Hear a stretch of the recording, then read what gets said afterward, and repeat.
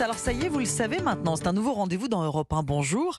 Les initiatives positives de Jean Z, des innovations au quotidien. Bonjour Jean. Bonjour. Bonjour Jean. Alors ce matin, lundi 4 septembre oblige, vous nous parlez de la star de la rentrée scolaire. Oui, non, je ne parle pas des larmes que les parents vont laisser couler en amenant leur petit à l'école dans un peu plus d'une heure. Non, je veux vous parler de Bic et de ses stylos, un produit sur deux acheté pour cette rentrée de classe.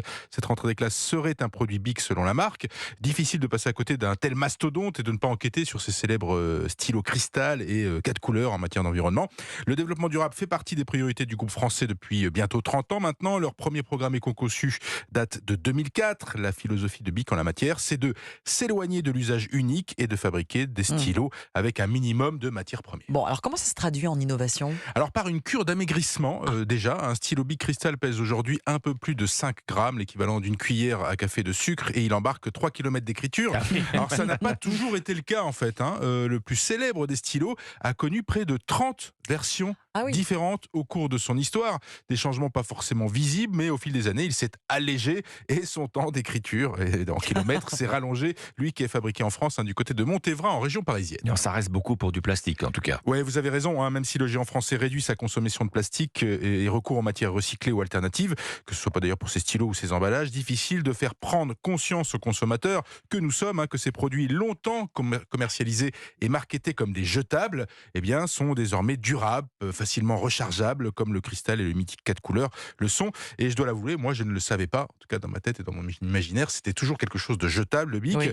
Il existe même des Bic cristal en métal qui peuvent être gardés beaucoup plus longtemps et rechargés facilement. D'accord. Est-ce qu'il y a des labels en matière de stylo justement pour aider les consommateurs ? Oui, beaucoup et beaucoup trop, on va dire. L'ADEME, l'agence de l'environnement et de la maîtrise de l'énergie, appelle d'ailleurs à faire attention en cette rentrée à ces logos environnementaux sur les fournitures. Alors moi j'en ai choisi 2.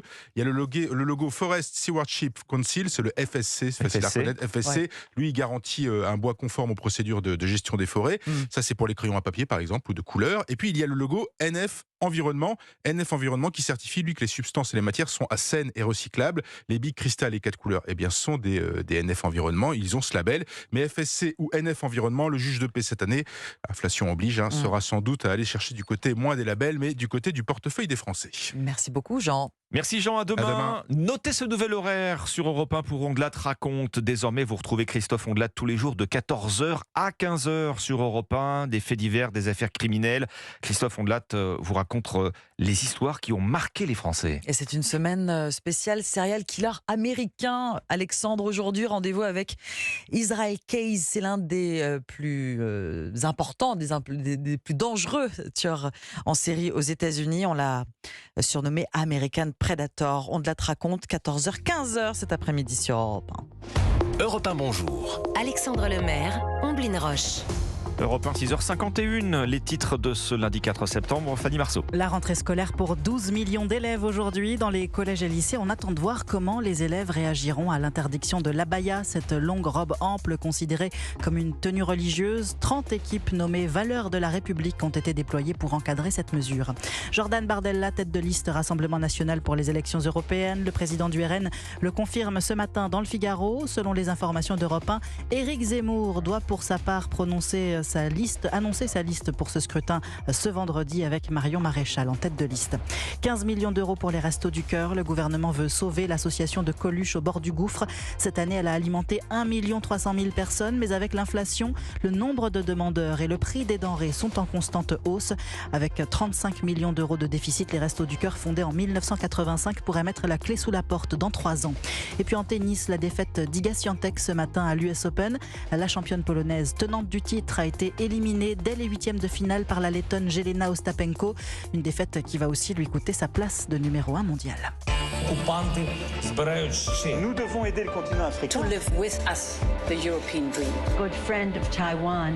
Europe 1, bonjour. Votre revue de presse internationale nous emmène d'abord en Turquie ce matin. Bonjour Jeanne Joulot. Bonjour à tous. De quoi parlent les journaux turcs ce matin ? De l'assèchement d'un nouveau barrage à Istanbul, le niveau d'eau du réservoir de Büyükçekmece, l'un des plus importants de la mégalopole, est tombé à 12%, alerte Yurtgazetesi.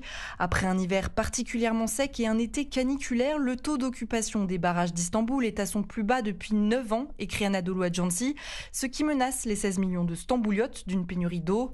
Selon Mediataval, samedi, l'administration des eaux et des égouts de la ville a envoyé un SMS à ses abonnés pour leur demander d'économiser l'eau, et ce, quelques jours après que le président Recep Tayyip Erdogan ait annoncé que la Turquie rentrait dans une période cruciale en termes de climat. Lundi, des coupures d'eau ont déjà eu lieu dans 4 quartiers d'Istanbul, rapporte NTV, et cela devrait continuer de s'accentuer dans les prochaines semaines. Nous sommes maintenant au Japon avec vous, Bernard Delattre, à la une de la presse japonaise.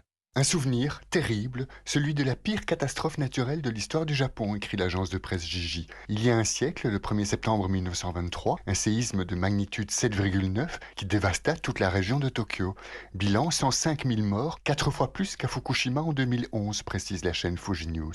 Mais, s'insurge le tabloïd Gendai, aucun hommage officiel n'a été rendu aux milliers d'immigrés coréens ou chinois qui ont ensuite été massacrés par la police militaire et des milices citoyennes. Car à l'époque, une rumeur les accusa d'empoisonner l'eau des puits et de se livrer à des pillages.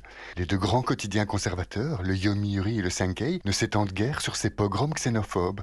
Un siècle plus tard, le gouvernement et une partie de l'opinion sont toujours dans le déni par rapport à une des pages les plus sombres de notre histoire, dénoncent les journaux de gauche Asahi et Mainichi, pour qui cette amnésie collective est insupportable. Merci Bernard Delattre, merci à nos correspondants.